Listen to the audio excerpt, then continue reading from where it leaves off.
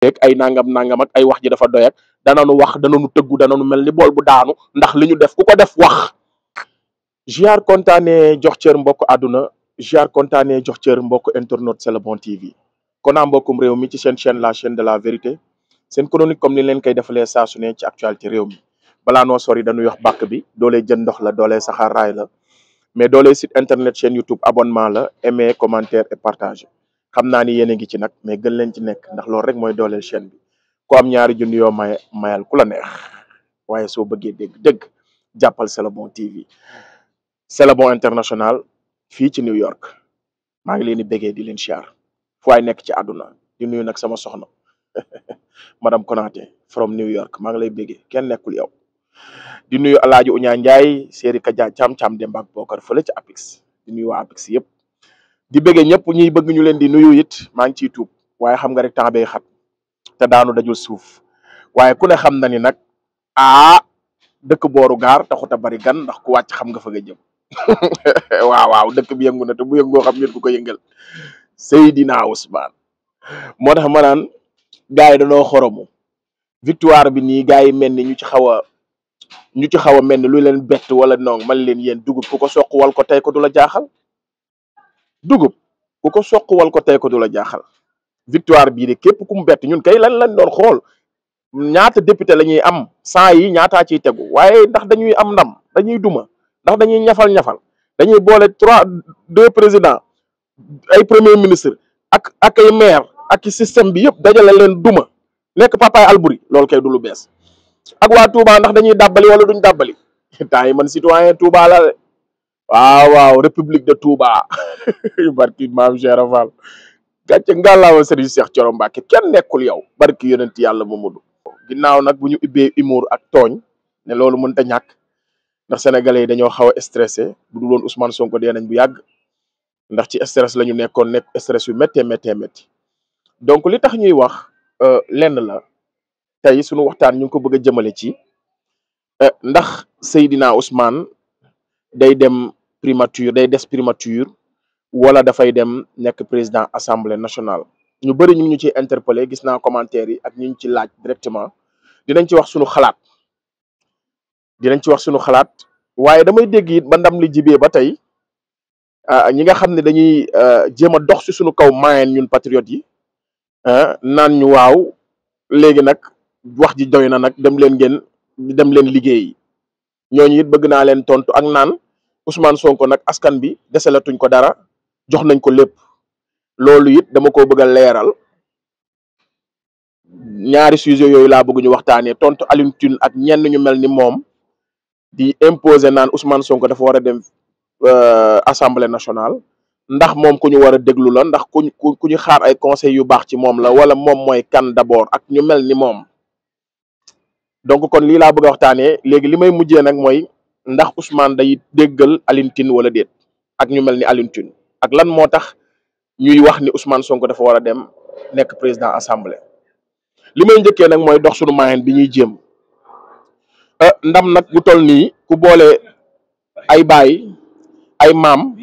yu ngànkoon système bi ay ancien président ay ancien maire de Dakar ay ancien premier ministre boole leen ci benn ngemb buddi ba ci kaw dóor ci suuf nag képp ku sa soppe nag dina bëgg nag Ousmane kenn gisu ko mu zibilé kenn gis ko ba tey mu présidentiel séem lañ gagné te zibilé wuñu mook son excellence Diomaye Faye waxuma la ak ay maire yi ñoom du leen maanaam bépp patriote convaincu ndam li bettu la waaye nag danañu bëgg de du ñu jooy de déedéet du ñu am ndam di jooy déedéet mukk ci àddina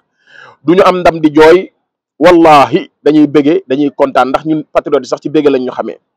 ñiy mer kay moom jóge nañ fi jël seen avion dem Maroc bàyyi fi ñi ay merkat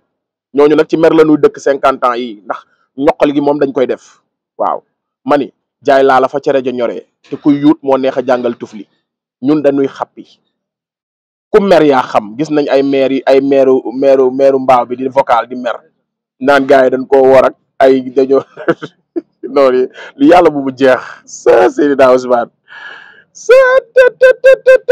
meeru mbaaw bi damaa déglu audio bi damaa ree muy bëgg a dee gars yi daal dañoo feesal groupe yi envoyé ko ay vidéo feesal koñ yi ak ay photo voté jot ñu votel ko sell gi muy siisu léegi fii la jamono toll kon ñun patriotes yi wallahi dañuy ñoqali ci mbégte mi ñu nekk mbégte mi rek nee naa leen léegi population Touba la waa Touba la saa Touba la mbégte mi rek day law ba faw léegi kon loolu lay tontu ci ñi naan ñu doy na nag affaire bi jarul zibilé wax jeeg nangam Ousmane kenn dégg ko mu zibilé kenn dégg ko mu wax moom ba mu paree la jël auto primature nekk ca ñoqali ca liggéey ba ñun nag moom ah danañu bég nag danañu zibilé nag dañ cee toll ndax dañoo dund lu metti nag pendant ñetti at ay mitit kon tey woo bu ñu tollee ci bég nag war ngeen ñoo bàyyi ñu bég nag wax dëgg yàlla waaw kon nag beneen bi ci topp yi ñu naan Ousmane Seydina Ousmane Sonko mu sell mi dafa askan bi deselatuñ ko dara jox nañ ko lépp léegi nag lu mu war a def mooy loolu ñi koy wax bu ngeen déggee ku koy wax rek mooy li xew ñi mu naqari ñooy wax loolu noonu yi nga xamante ni dañ doon taxaw naan askan bi génn nañ ci moom jeunesse bi bàyyi nañ ko 6 mois yi xale yi ñu ngi découragé nañ buñ demee du am majorité assemblée nationale di ci waat kee taxaw naan ñun ñooy borom Ndakaaru képp koo leen dégg mu naan Ousmane Sonko askan wi deseelatuñ ko dara jox nañ ko lépp na dem ci liggéey bi nag bañ leen a décevoir exemple discours yooyu wallahi mooy noon bi nga xamante ni mu ngi xaar déception ak mu ngi bëgg a ndam lii ñu am ak fa ñu jëm mu ngi ñuy bëgg a teg pression ñun duñu ko ñuy teg pression te duñ teg ba pare ñu ngi ñuy imposer ñun ñi nga xam ne ñoo voté ñoo gëm Ousmane ñu teg Ousmane pression wallahi duñ teg régime bi pression ndax xam nañu lu ñu yàq pendant 60 et quelques années kenn mënu koo defar ci sax benn mandat waaye xam nañ li référentiel yi wax xam nañ li ñu Ousmane Sonko dig xam nañ lan la projet bi wax pas à pas ñu topp leen ñu dem petit à petit liñ naan step anglais bi naan step by step yeah of course ñun lu ngeen xaw a wax xaw nañ koo xam munoo leen ñoo teg pression mukk munoo leen ñu pousser ci seeni désir ak di ñu pousser pour ñu teg pression nguur gi step by step why not déggoo ma de ndànk amuñu benn raison ñuy teg nguur gi li nga xam ne mooy pression tax xam nañ liñ ñu dig xam nañ li ñu wax ak ñun moo tax ñu topp leen kon marche par marche marcher lentement et sûrement en tout cas daal liñ ñu wax dinañ ko def dans la durée jamono bu ñu toll dinañ évaluer li ñu war a def du ngeen ñu ko wax. beneen bi si topp it Ousmane jox nañ ko lépp Ousmane buñ ko joxee lépp dañ koo fay borom ndax daa jël léppam jox ko Sénégal waaw Ousmane Sonko jeunes yi dee nañ ndax moom jox nañ ko lépp damay dégg sax naa fekk boobu Karim Gueye di ko wax jox nañ ko lépp Ousmane avant ñu koy nit muy jaral kenn dee dafa jël léppam jox ko Sénégal kon ñun dañ koo fay bor rek waaw ku xamul leble xam far bor dañuy leblente teraanga rek ñun Ousmane daf ñoo lebal teraanga ñu di ko fay kese ndax Ousmane Sonko président de la République lañ ko digoon ñu xañ ko kon ñun ba tey fayaguñu Ousmane fekk defuñu ko président fayaguñu ko kon bu ngeen ñu duñ ko defee député fal ko faram jox ko majorité bi mu joxoñ Jomaay ñu fal ko ngeen foog ni yéen su ngeen nekkee naan ni waaw askan bi nag deselatuñ ko dara moom buñ toll nii moo desel askan bi defal nañ ko lépp Ousmane moo njëkk a jël léppam jébbal ko askanu Sénégal jël léppam jébbal ko jeunesse bi bu ñu bëggee ñu évaluer ko ñu wax ko lu ne fàng la kenn du ko jeex kan la Sénégal jaral mu ñàkk liggéeyam kan la Sénégal jaral mu ñàkk liggéeyam Seydina Ousmane ñu rajo ko bëccëgu ndar kam ku jàng ba ami diplôme say waa kër di yaakaar nga teral leen ci liggéey bi ngay liggéey nekk inspecteur des impôts Sénégal jaral ko ñu dàq ko liggéey Sénégal jaral ko ñu teg ko liñ ko teg lépp jiñ ko fii viol mu nekk l'homme le plus insulté si àdduna wala ci Afrique gisuma ku ñu gën a diaboliser wax ko lu ñaaw te mu amoon yeneen option te ñu gisoon fi ñu ko gënoon a tàng fuuf di garaawlu bi ñu gisul lu ñu xam dañoo dem jébbalu ji Ousmane gëm boppam jël léppam jox ko Sénégal exposé njabootam exposé ay doomam am na doomam boo xam ne sax ñun ñoo ko xañ bak ci xeex bi gisuma dégg exposé njabootam exposé léppam ñuy taf yaayam bay taf baayam bi nga xam ne ma nga ca àllaaxira di ko saaga di ko wax lu ñaaw di rey ay nitam di leen tëj kon Ousmane ñun defuñu lu dul ba pare xippi gi ñu xippi suñuy bët rek changé bi ñu changé nit yu bon yi yoroon Sénégal di ko yàq rek loolu rek dañ ko koo fayagul kon ñun Ousmane dañoo nekk di ko fay pareegunu gisagoo leen dara de kon seen wax jooju dencaat leen ko fa ngeen ko jëlee woon ay Ousmane askan bi dañ ko def nañ ko lépp ak moo ñu def jox léppam jébbal ñu léppam ñu war digoon ko ne danañ la dugal ci palais bi def le président de la République ngeen xañ ko antuwul fekk dugaluñ ko ci palais bi feeg 2050 joxegul ñun fayuñu Ousmane Sonko 50 ans yi day mat ba pare nag bu boobaa ñu doog a tolloo waaye fi mu toll nii Ousmane Sonko moo ñu raw ba tey parce que bakkanam la joxe ngir Sénégal joxe léppam ngir Sénégal kon ba tey Ousmane Sonko ci leblente teranga lañ toll fayante teranga waaw kon yow miy jóg di burxuloo ko bëgg ñoo pousser ñu teg pression naan ñu Ousmane nag sénégalais yi defal nañ ko lépp jeunesse bi defal nañ ko lépp moom moo des dañ ko nekk di fay pareegunu suñu digganteeg moom loxoy kajoor la day weesaloo mag ñi xam nañ li ma wax. léegi nag ma ñëw ci ki nga xamante ni mooy Alioune Tine ak ñi mu ànd ak moom ma gis discours boobu mu ngi commencé jóg man mi ñi may suivre gis nañ ni avant élection yi taxaw naa fii ne Ousmane Sonko nañu dem ma jox ko majorité mu dem assemblée waaye man changé naa avis su ma nee changé naa avis man mii doon naa ko wax ma ni Ousmane Sonko nañ ko jox majorité mu dem nekk président assemblée nationale. mais bi ma gisee ñenn ñi nga xamante ni musuñoo wax jàmm ci Pastef musuñoo yéene jàmm ci Pastef di commencé di prôné loolu ma xam ne kon baaxul am na luñ bëgg leneen laay laa am na ñoo xam ne bu ñu waxalee buñ ko wasee bu ñu waxee Sonko daa war a def nanga rek man contraire bi laa koy wax na ko def. benn ci Alioune Tine moo doon wax état pastefien barki Dembo Ndiaye Alioune Tine sonal ñu fii 8 du wax dëgg bu xëy naan Ousmane Sonko mel ni dañ koo laaj xalaatam mel ni moom dafa bokk ci projet bi mel ni moom dañ ko ne kaay jox ñu su xalaat wala dañ ko fal conseiller wala dara di imposer naan Ousmane Sonko na dem nekk président assemblée nationale ci laa ne lii sëble la ko bënn nga ca biir de ay wax la de ay wax la ma toogaat xalaat gis ñeneen ñoo xamante ni nii sama xel musul dal ci ñoom ñuy prôné lu mel noonu naan Ousmane na dem nag léegi nekk président assemblée mu gérer exécutif bi kii gérer lii ma ni ay waaye ndaw sàmba léegi nag damaa dellu ginnaaw sax ma réfléchir ma ni li taxoon ma ni Ousmane Sonko na dem nekk président assemblée nationale pour sécuriser ko moo taxoon parce que tamit Jomaay mooy Sonko mooy Jomaay bu dee loolu mu ngi daw ba tey Ousmane nekk primature mooy li gën muy ñoqalil projet bi di ko doxal mooy li gën waaye comme premier ministre décret moom moo lay fal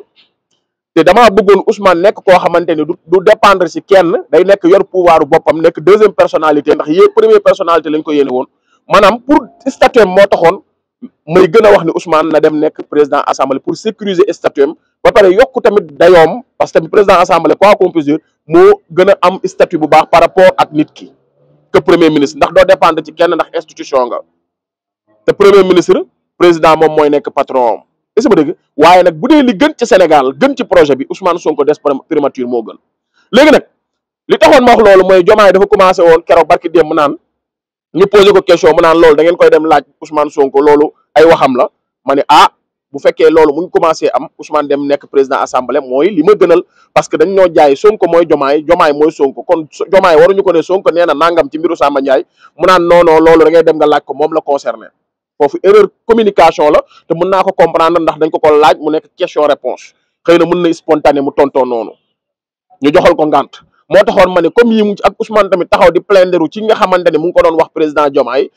exécuté wu ko wala defu ko ni nga xamante noonu la ko doon waxee ba tey incident yi egsi fii mu ne 6 mois moo ngi alerté président Diomaye deful lu mu wax man ba pare mu am insécurité bu am ci personne am te tamit ni ñu seetaanee nit ñi di ko saaga di ko wax lu ñaaw en tant que premier ministre musul am ci premier ministre te sécuriser wuñ ko muy porter plainte ki muy porter plainte du dem wuy ji te ñi koy wax loolu sax procureur waru woon xaar Ousmane Sonko ay avocat am di porter plainte procureur moo war di autosaisir ndax noonu la mës a demee personnalité de l'État surtout nag premier ministre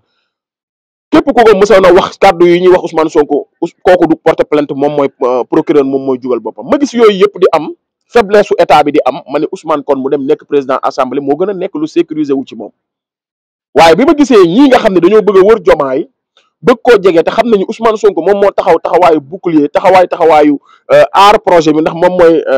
le gardien de la révolution te ñoom Alioune Tine ñun ñëpp li ñu bëgg mooy jege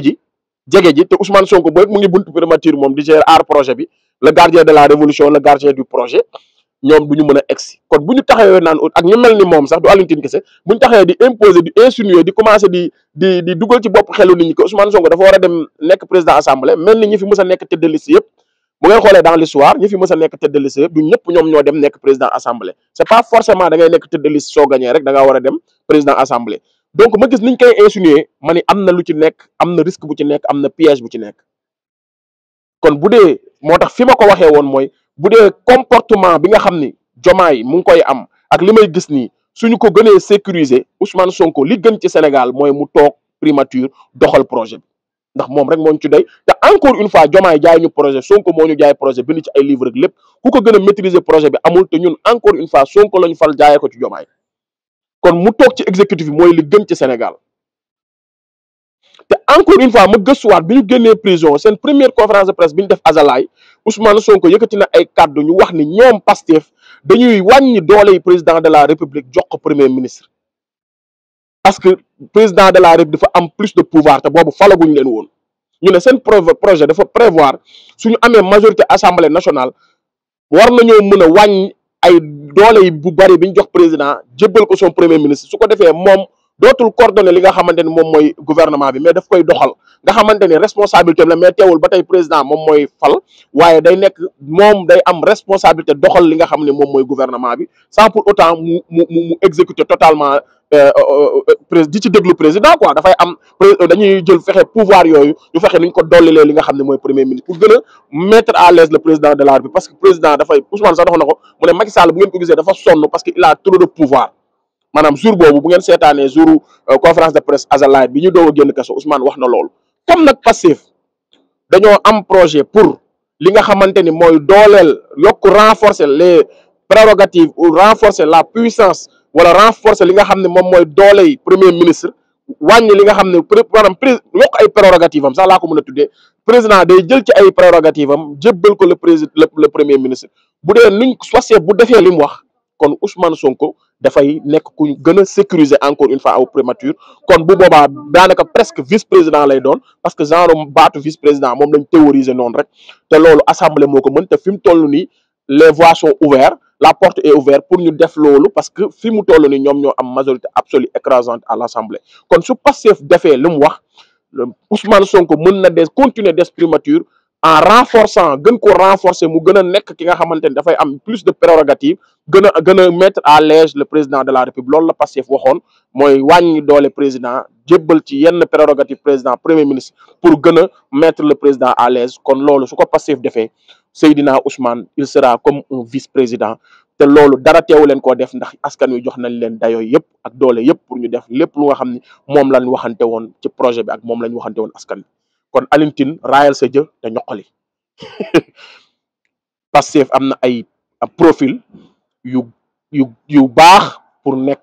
président assemblée nationale kon Ousmane Sonko ce que je dis su fekkee j'ai été clair vous m'avez compris au début j'avais pensé que Ousmane Sonko mu dem assemblée mooy li gën mooy li koy sécuriser waaye bi ma toogee analyser gis gars yi ni ñu commencé di ko prôné ak ñi nga xam ne mosuñoo bëgg projet bi commencé di ko pousse ci loolu xam naa ni loolu baaxul ma xalaataat it dellu sama ginnaaw que ni waa Pastef prévoiroon nañu yokk dooley premier ministre def ko presque genre vice-président pour gën a mettre à l'aise le président de la République kon ñàkk majorité moo leen ko teewoon def kon su ma dajalee loolu yëpp dama naan kon Seydina Ousmane mu des primature mooy li gën ci Sénégal te ku ne xam na ni moom jëmmam ji la jébbal Sénégal kon buñ doon xool li gën ci moom ak li gën ci Sénégal li gën ci Sénégal lay def kon ba tey may tontuwaat gars yi naan rek Ousmane sénégalais yi desee la tuñ ko dara moom daf ñoo jébbal boppam bu yàgg ñun nag dañoo toll ci di ko fay te pareegulu kon lii laa ne woon naa ko analyser ci par rapport ak ñi ñuy jéem a teg ñi ñuy jéem a pousser pression pour ñu teg ko nguur gi ak ñi naan ñu bu leen zibileeg ay nangam ak ay wax ji dafa doy ak dananu wax dananu tëggu dananu mel ni bool bu daanu ndax li ñu def ku ko def wax waaw mani ay sëriñu politicien ay président ay ancien président ay ministre premier ministre la ñu boole ci benn ngeem bu duma def lu kenn mësta def dem ci sa parti ci sans coalition dem ak sa parti duma ñëpp wala mais kon dañuy tëggu dañuy wax dañuy bégal ñooy liggéey ña ngay liggéey ñun ñi nag féetewoo aar projet bi ak di teggi seen caaxaan yi ngeen nekkee ci dëkk bi ñun duñu noppi bu ñu noppee làmbaay ñaaw Ousmane Sonko bu noppi woon heure bi dee na bu yàgg dafa mel ni béy waaw Sénégal boo bëggee mucc boo nee musama noo yorul tontu jarul wax Ousmane am nañu ko tontul te làmb ñoom saf na sàpp